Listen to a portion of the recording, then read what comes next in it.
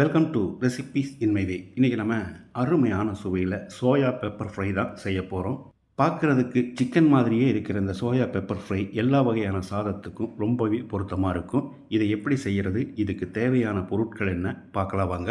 1.5 cup சோயாவை 10 நிமிஷம் வேக வச்சு தண்ணியெல்லாம் புழிஞ்சிட்டு எடுத்து வச்சுருக்கேன். எண்ணிக்கை அளவில் இதில் ஒரு 45 இருக்கும். இதில் 1.5 டீஸ்பூன் உப்பு, 2 டீஸ்பூன் மிளகாய்த்தூள்,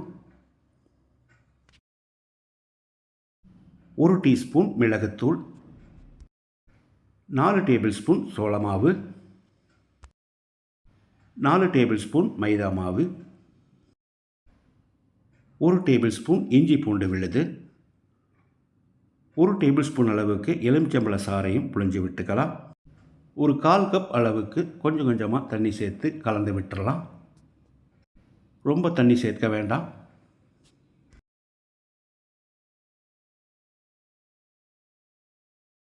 இந்த பக்குவத்தில் கலந்துக்கோங்க. இது ஒரு 10 நிமிஷம் மேரினேட் ஆகட்டும், மூடி வச்சிடலாம். 10 நிமிஷம் ஊற விட்டுருந்தோம். இப்போ இதை எண்ணெயில் பொரிச்சு எடுத்துக்கலாம். மிதமான தீயிலேயே சௌகரியட்டும். நம்ம வானிலையில் ஊற்றிருக்கிற எண்ணெய்க்கு தகுந்த மாதிரி கொஞ்சம் கொஞ்சமாக போட்டு எடுத்துக்கலாம். நம்ம கலந்து வச்சதில் பாதி சோயாவை நான் போட்டிருக்கேன். இதில் 1 நிமிஷம் அப்படியே வேகட்டும். அதுக்கு பிறகு ஒன்றோட ஒன்று ஒட்டி இருந்தால் பிரட்டி விட்டுறலாம். ரொம்ப நேரம் ஃப்ரை ஆக வேண்டியதில்லை. ஒரு 5 நிமிஷம் ஃப்ரை ஆனால் மட்டும் போதும். 5 நிமிஷம் ஃப்ரை பண்ணிட்டோம். இப்போ இதையை எடுத்து பிளேட்டில் போட்டுக்கலாம்.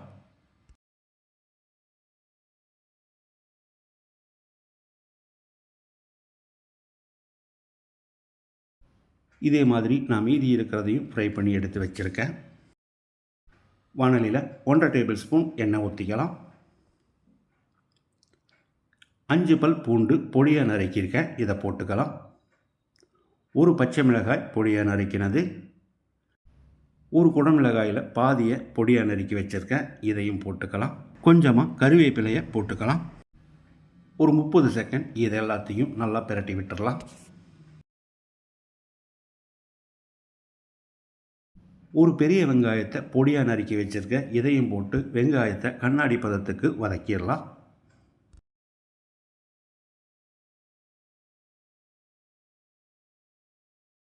இந்த அளவுக்கு வதங்கினது போதும். வெங்காயத்துக்கும் குடமிளகாய்க்கும் தகுந்த மாதிரி ஒரு 1/2 டீஸ்பூன் உப்பையும் போட்டு கலந்து விட்டுடலாம்.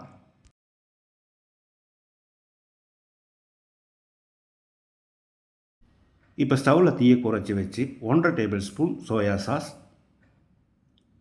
1.5 டேபிள் ஸ்பூன் தக்காளி சாஸ், ஒரு 10 செகண்ட் இதை நல்லா கலந்து விட்டுடலாம். இதோடைய 1 டேபிள் ஸ்பூன் மிளகுத்தூளையும் போட்டு கலந்துடலாம். உங்ககிட்ட சிக்கன் மசாலாவோ மட்டன் மசாலாவோ இருந்தால் ஒரு 2 டீஸ்பூன் சேர்த்துக்கோங்க, டேஸ்ட் நல்லாயிருக்கும். 2 டேபிள் ஸ்பூன் சோள மாவை 1/2 கப் தண்ணியில் கலந்து வச்சுருக்கேன், இதை ஊற்றி பிரட்டி விட்டுடலாம்.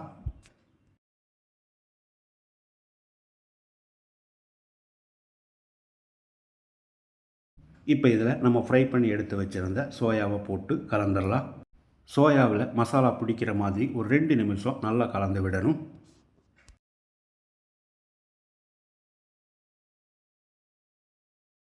நம்மளோட சோயா பெப்பர் ஃப்ரை ரெடி ஆகிருச்சு. பொடியாக நறுக்கின மல்லி இலையை தூவி கலந்து விட்டு இறக்கிடலாம்.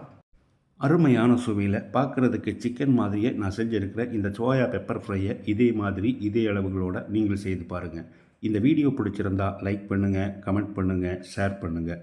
சப்ஸ்கிரைப் பண்ணாதவங்க சப்ஸ்கிரைப் பண்ணுங்கள். மறக்காமல் பெல் பட்டனை கிளிக் பண்ணுங்கள்.